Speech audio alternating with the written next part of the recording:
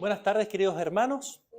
Como siempre, un honor para mí poder estar junto a ustedes y compartir la palabra de nuestro Dios y celebrar este culto a quien se lo merece, nuestro Señor, nuestro Salvador.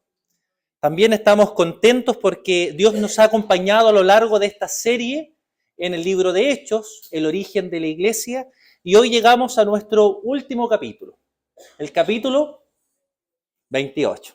Una estrellita para la Vane. A modo de recordatorio, para contextualizar un poco, recordemos que desde hace unos capítulos atrás, capítulo 21 aproximadamente, estamos hablando de la persecución que le hacen al apóstol Pablo y cómo lo tenían encarcelado. Aparece un gobernador que se llama Félix y por temas políticos se cambia a otro gobernador que se llama Festo.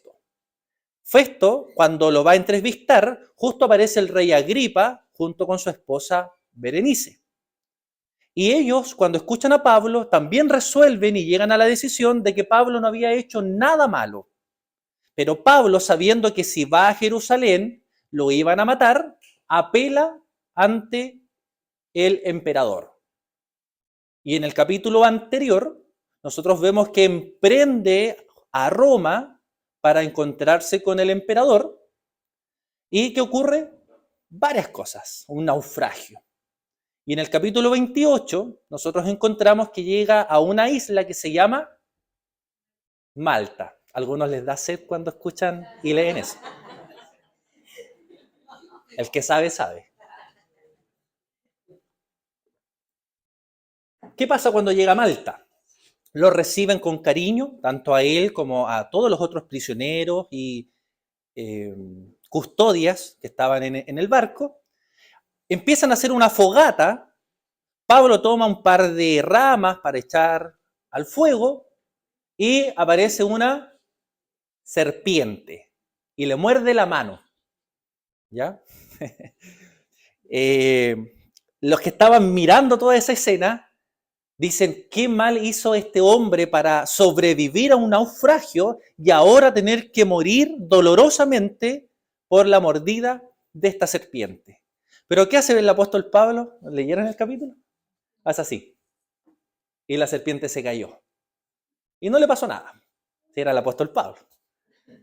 ¿Y qué pasó? Sanó al papá de uno de los principales de la isla de Malta. Tuvieron allí 3 meses. Y luego de 3 meses lograron llegar a Roma.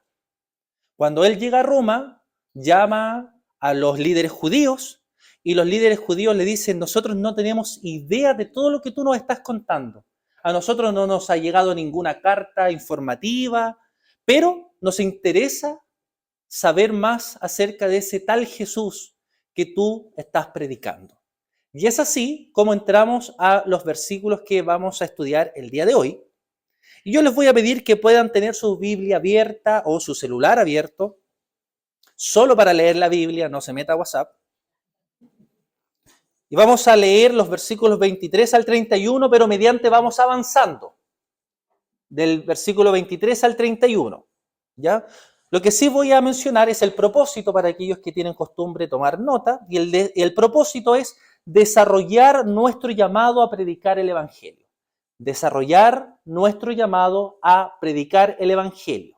Y el tema lleva por título Cumpliendo con el llamado. Pero para poder cumplir con nuestro llamado debemos observar 3 cosas.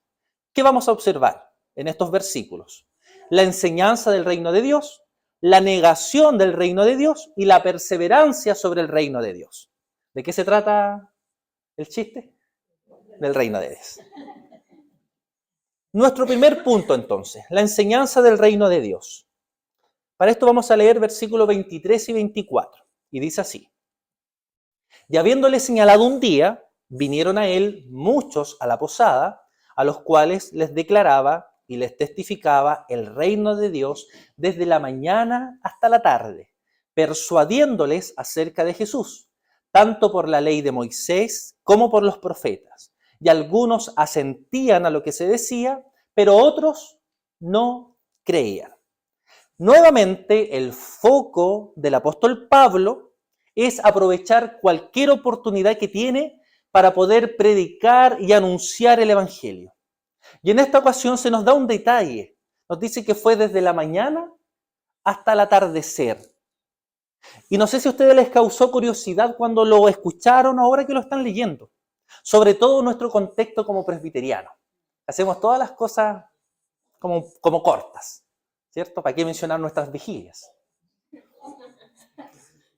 ¿Qué se nos dice en nuestro texto? Que Pablo estuvo todo un día predicando el Evangelio y lo que la mayoría de historiadores dicen es que fue de 6 a 6, es decir, desde que sale el sol hasta que se esconde el sol. De aquí me surge una pregunta, como para que reflexionemos. ¿Cuándo fue la última vez que apartamos un día para dedicárselo completamente al Señor? Que no sea exigido. Porque escuché que alguien dijo ayer para allá. Voluntariamente.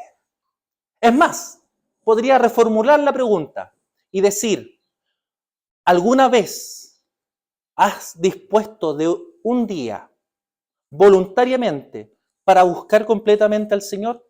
Y saquemos el culto porque tenemos que venir, saquemos las actividades porque son parte de la iglesia, saquemos los encuentros porque al final nosotros tenemos que ir y participar. Hablamos de esa disposición del corazón. Y yo sé que ustedes pueden decir, pero si yo oro durante todo el día, cuando me voy al trabajo, cuando como alimento, cuando llego del trabajo.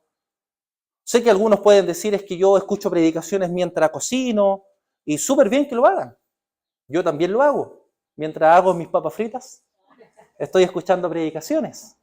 O podemos estar escuchando salmos e himnos espirituales como les gusta a algunos. Pero estoy hablando de dedicar un día para la oración, para la lectura de la palabra de Dios, en donde todas las distracciones estén fuera, en donde te desconectes un poco del celular y de los quehaceres y preocupaciones de tu día a día.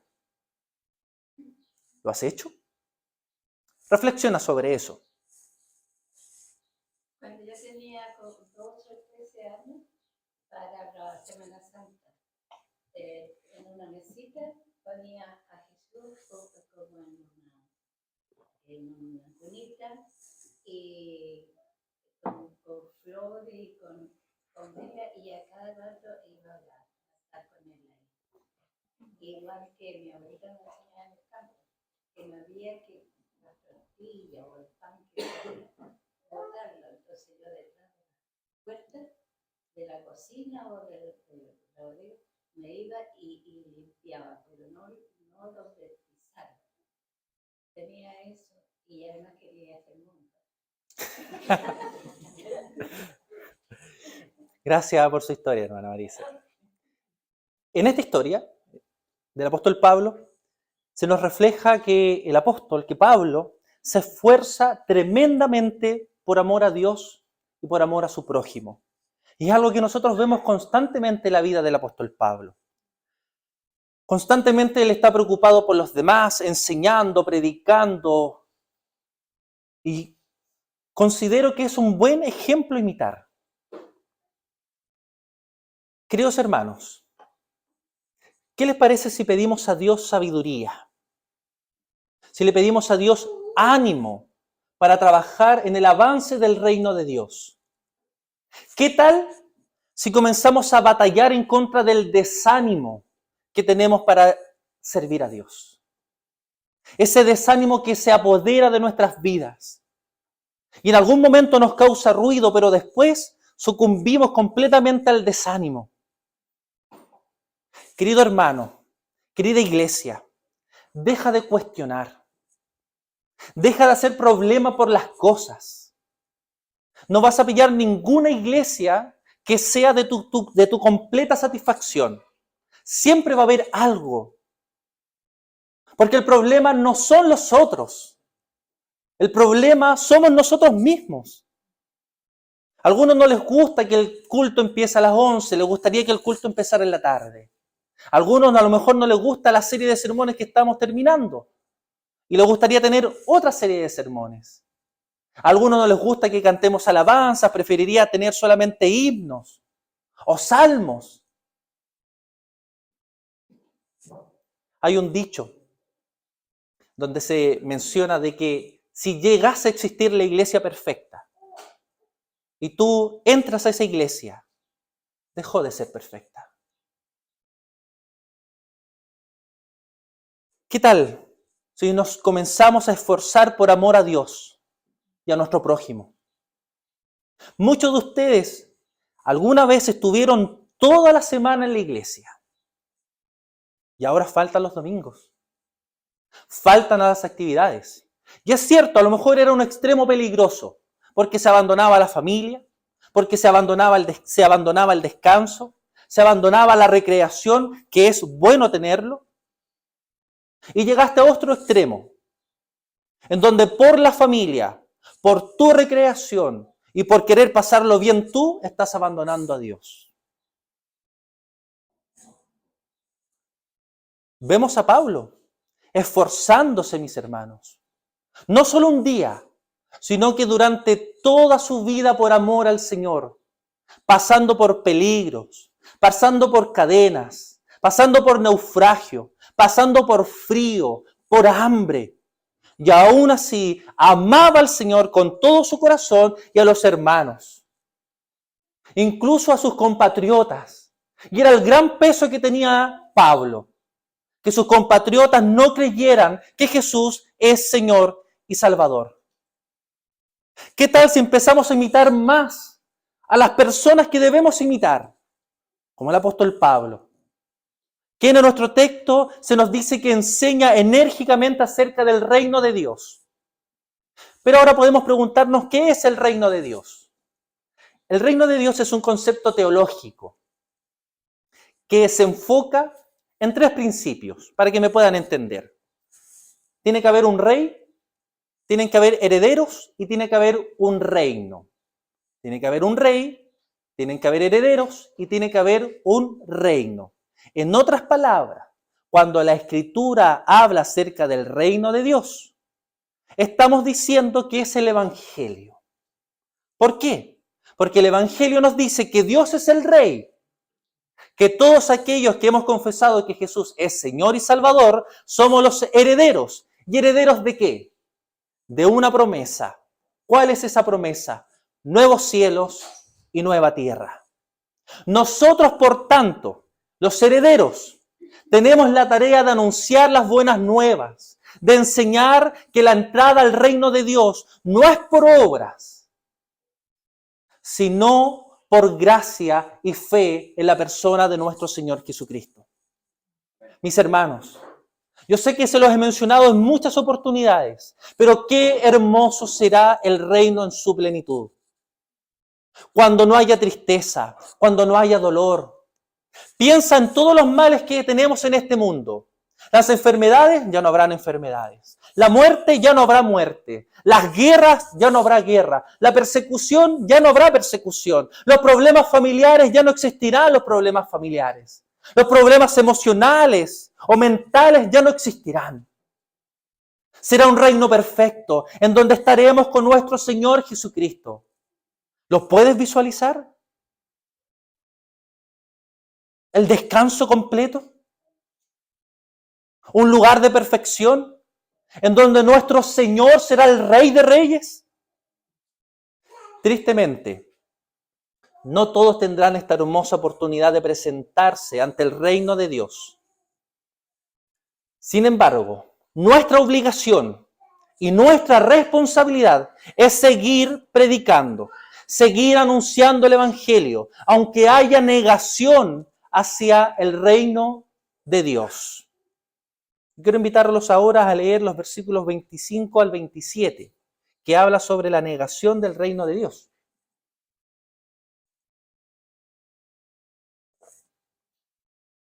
Dice así: y como no estuviesen de acuerdo entre sí, al retirarse les dijo Pablo esta palabra: bien habló el Espíritu Santo por medio del profeta Isaías a nuestros padres diciendo: ve a este pueblo y diles, de oído oiréis y no entenderéis, y viendo veréis y no percibiréis, porque el corazón de este pueblo se ha engrosado, y con los oídos oyeron pesadamente, y sus ojos han cerrado, para que no vean con los ojos y oigan con los oídos y entiendan de corazón y se conviertan y yo los sane. Aquí vemos una discusión entre el auditorio. Están los que creen y los que no creen. Por eso el apóstol Pablo toma al profeta Isaías para darle la última advertencia a los oyentes que están rechazando que Jesús es Señor y Salvador. Podríamos nosotros entonces concluir, mis hermanos, que esta sección habla de algo que podemos catalogar como la ceguera espiritual. ¿Y qué es la ceguera espiritual? La ceguera espiritual es la imposibilidad natural de que como seres humanos amemos, busquemos y adoremos a nuestro Dios. ¿Se entiende? En otras palabras, es como cuando la Escritura nos dice que hay una muerte espiritual. Y si nosotros graficamos un muerto, no le podemos pedir al muerto que hable, no le podemos pedir al muerto que haga cosas, que haga acciones buenas. ¿Por qué? Porque está muerto. Cuando uno está con la ceguera espiritual o con la muerte espiritual, no puede buscar al Señor, no quiere buscar al Señor, no quiere adorar al Señor, porque no logra ver más allá de su propia nariz. Pero también podemos preguntarnos por qué, como seres humanos, tenemos ceguera espiritual. Y debemos mencionar que la ceguera espiritual es un resultado directo de la rebelión en contra de Dios. Y aquí debemos traer a colación la historia de Adán y Eva en el huerto del Edén. Y solo se los voy a mencionar rápidamente porque asumo que ustedes conocen la historia. Dios hizo un pacto con Adán. Ese pacto se llama pacto de obras. Por ahí alguien dijo, una estrellita también. ¿Y qué es ese pacto de obra? Que él podía disfrutar del jardín, de la creación, pero no podía comer del árbol de la ciencia y del bien y del mal porque si no moriría. Haciendo mención a una muerte física y también a esta muerte espiritual. La desobediencia, por tanto, y la rebelión en contra del mandato de Dios de este pacto llevó a la ceguera espiritual y a la separación con Dios. Y el tema es que no les afectó solamente a ellos, sino que esa maldición, esa ceguera espiritual pasó a cada uno de nosotros, porque Adán y Eva son nuestros padres, nuestros representantes federales. Y pongo el siguiente ejemplo. Si el presidente decide irse a guerra, todo el país se va a guerra, aunque uno quiera o no quiera. De esa misma forma, Adán y Eva, cuando pecaron, ese pecado pasó a toda la humanidad, siendo entonces nosotros, al nacer, ciegos y muertos espiritualmente hablando. Y podemos recordar y mencionar muchas historias, hermanos. Podemos hablar acerca de Israel en el desierto. Hermanos, fueron liberados, vieron proezas de parte del Señor, vieron cómo Dios a través de las plagas manifestó su poder y derrotó a los dioses egipcios. Y los sacó con poder desde Egipto hacia el desierto. En el desierto vemos grandes cosas sobrenaturales. Una columna de nube para cuidarlos en el día. Una columna de fuego para cuidarlos en la noche. Cuando tuvieron hambre, cayó maná. Cuando tuvieron sed, de una roca salió agua. Y aún así, mis hermanos, este pueblo seguía yendo en contra de Dios por su ceguera espiritual. Tanto así que en Números 14 se nos dice que se rebelaron en contra de Dios y empezaron a cuestionar a Dios diciéndolo, preferimos morir en Egipto. Hubiésemos preferido volver y estar allá en vez de morir aquí en el desierto por el pueblo enemigo. En el Nuevo Testamento también vemos cómo los fariseos y saduceos principales en Israel estaban ciegos espiritualmente debido a su tradición, debido a la incredulidad que ellos manifestaban. Hermanos, ellos vieron, presenciaron al Señor Jesucristo. Ellos veían y escuchaban cómo Jesús enseñaba como ningún otro maestro enseñaba. Ellos vieron cómo ciegos empezaron a ver, cómo sordos empezaron a oír, cómo gente paralítica se puso de pie y empezó a caminar. Y por sobre todo, escucharon y vieron cómo el Señor Jesucristo sanaba y perdonaba los pecados. Y aún así, a pesar de todas las evidencias que tenían, decidieron no creer, porque estaban muertos espiritualmente. La gente no cree porque falta evidencia. La gente no cree porque no haya argumentos para que puedan creer. La gente no cree porque es ciega espiritualmente, porque no quiere amar a Dios, adorar a Dios y buscar a Dios. Podemos recordar al apóstol Pablo antes de su conversión. Estaba ciego espiritualmente, creía que estaba trabajando para Dios, cuando en realidad ni siquiera lo conocía. Él era fariseo, fariseo de fariseo. Había sido discípulo de uno de los maestros más reconocidos en su pueblo, Gamaliel. Y aún así, mis hermanos, no se había encontrado con el Señor porque estaba ciego espiritualmente. Solamente cuando Cristo intervino, tuvo vida. Podemos preguntarnos entonces, ¿qué podemos hacer para superar la ceguera espiritual? Y la respuesta, mis hermanos, está en su palabra. ¿Y qué dice su palabra? Hebreos 4:12. Porque la palabra de Dios es viva y eficaz, y más cortante que toda espada de dos filos, y penetra hasta partir el alma y el espíritu, las coyunturas, los tuétanos, y discierne los pensamientos y las intenciones del corazón.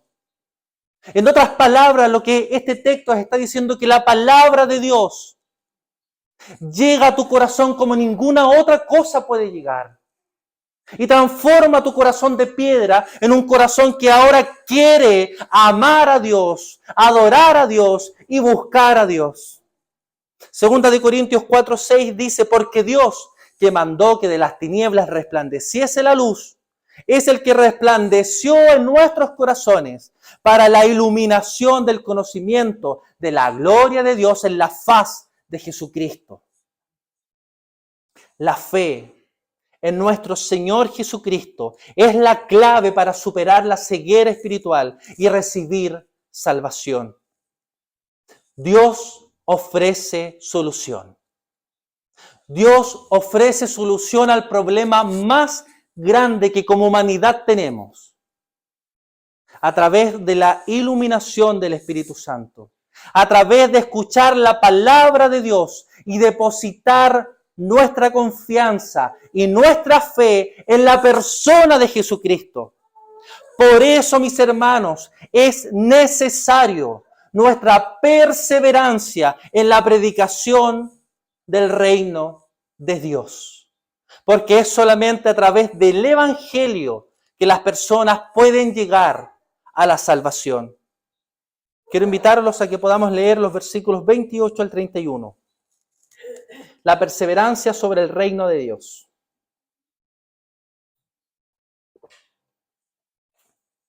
Los voy a invitar a que lo lean conmigo. Del 28 al 31, en Reina Valera. Dice así: sabed pues que a los gentiles es enviada esta salvación de Dios, y ellos oirán.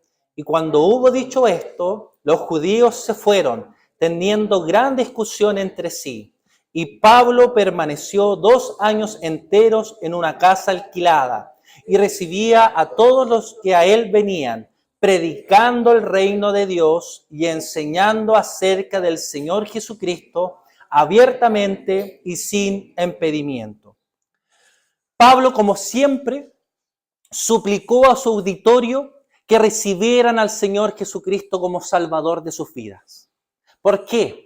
Porque entiende que la humanidad sin Dios está completamente perdida, porque la paga del pecado es muerte, muerte espiritual, separación de Dios, el no poder buscar, amar y servir al Señor. Pablo perseveró, mis hermanos, perseveró constantemente anunciando el reino de Dios, a pesar de las cadenas, de las cárceles y de todo lo que nosotros ya hemos visto. Y a lo largo de la historia, los creyentes también han entendido que deben perseverar anunciando el reino de Dios y el Evangelio. Y se han arriesgado por causa del Evangelio. Y quisiera mencionar unos casos bien rápidamente. Podemos mencionar a Esteban, que se relata en Hechos 7. Él fue apedrado por causa de predicar el Evangelio. Y sus últimas palabras fueron: Señor, no les tomes en cuenta este pecado. Podemos mencionar a Pedro, quien fue crucificado según la historia. Y sus últimas palabras fueron: que mi muerte sea por la cruz, ya que mi Señor fue crucificado. Y esto fue por causa de predicar el Evangelio. Tenemos a Ignacio de Antioquía, 110 después de Cristo, devorado por leones. Y sus últimas palabras fueron: soy el grano de trigo de Dios y debo ser molido por los dientes de las bestias, pero seguiré predicando el Evangelio de nuestro Señor Jesucristo. Sebastián, en el 288 después de Cristo, fue flechado. Y sus últimas palabras fue: no te preocupes por mí, Señor, sino por aquellos que me han herido y que aún no conocen el Evangelio. Juan Hus, prereformador, quemado vivo en 1415. Sus últimas palabras fueron: en verdad, mañana voy a morir, pero no por hereje, sino por la verdad de Dios, y seguiré predicando hasta el último día de mi vida. Dietrich Bonhoeffer, 1945, que batalló contra la Alemania nazi, fue ahorcado, y sus últimas palabras fueron: este es el fin, pero también es el principio de la vida eterna, porque confiaba en las promesas del reino de Dios. Para mencionar algunas mujeres, Perpetua, en el 203 después de Cristo, fue devorada por leones, y sus últimas palabras fueron: no temo al dolor, porque soy cristiana. Seguiré predicando y viviendo el Evangelio. Inés, 304 después de Cristo, decapitada. Sus últimas palabras fueron: me alegra morir por Cristo, mi esposo. Catalina de Alejandría, 305 después de Cristo, también decapitada. No temo a la muerte, porque sé que voy a la vida eterna.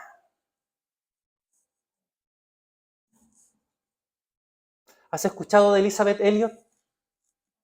Lo hemos mencionado en alguna ocasión. Estaba casada con Jim Elliot, misioneros. Y estos trataban de evangelizar a una tribu muy agresiva en Ecuador. Y después de muchos intentos y de vuelos de reconocimiento, aterrizaron. Y cuando aterrizaron, era una tribu caníbal que se los comió a todos los misioneros. ¿Qué crees que hizo Elizabeth Elliot? ¿Que cuestionó a Dios por matar a su esposo y no protegerlo? ¿Que se enojó en contra del Señor porque no cuidó a su esposo y los otros misioneros? ¿Que renegó su fe?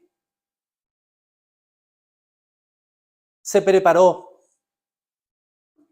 y fue junto con su hija a la misma tribu a predicar y anunciar el reino de Dios. Y esa tribu se convirtió. Y hoy día hay una iglesia.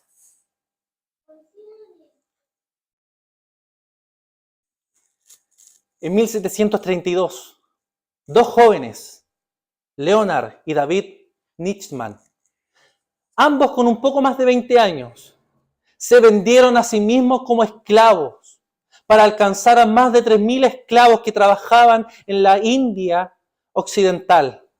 Y cuando su familia se dio cuenta de esto, le preguntaron, mientras ellos se iban como esclavos: ¿por qué hiciste esto? Y la historia cuenta que ellos gritaban: para que el cordero inmolado reciba la recompensa por su sufrimiento. Estos jóvenes entendieron que el sufrimiento de nuestro Señor Jesucristo fue mucho más importante que el sufrimiento y el dolor que ellos iban a experimentar. Iglesia, has entendido que tu dolor, tu sufrimiento, no se compara al sufrimiento de nuestro Señor Jesucristo. Iglesia, has entendido que tu sufrimiento es temporal y un día estarás en el reino de nuestro Señor Jesucristo, donde todo será perfección, porque nuestro Dios estará reinando. Pablo permaneció 2 años enteros, versículo 30 y 31. Pablo permaneció 2 años enteros en una casa alquilada y recibía a todos los que a él venían. predicando el reino de Dios y enseñando acerca del Señor Jesucristo abiertamente y sin impedimento. Pablo estaba, para que ustedes sepan, en lo que llamaríamos hoy prisión domiciliaria. Y aún así, Pablo seguía predicando. Pablo seguía con su misión de hablar acerca del reino de Dios. Pablo seguía exaltando el nombre de Cristo a todas las personas que lo iban a ver. Es hora entonces, amada iglesia, de levantarnos y con perseverancia seguir anunciando la mejor noticia que el mundo puede escuchar, que Cristo es el Salvador del mundo. Que nuestro corazón y nuestros labios digan cuán grande es nuestro Dios. Que nuestra vida y nuestra boca proclamen cuán grande es nuestro Señor. Que las palabras de Apocalipsis 4:11 sean nuestras palabras. Señor, digno eres de recibir la gloria y la honra y el poder, porque tú creaste todas las cosas y por tu voluntad existen y fueron creadas. Y así termina Hechos 28, con una nota de suspenso. ¿Por qué? Para que seamos más románticos y creamos que Hechos los seguimos escribiendo nosotros, cumpliendo con nuestra misión de predicar y anunciar el Evangelio. Estamos viviendo, como muchos dicen, Hechos 29. Oremos.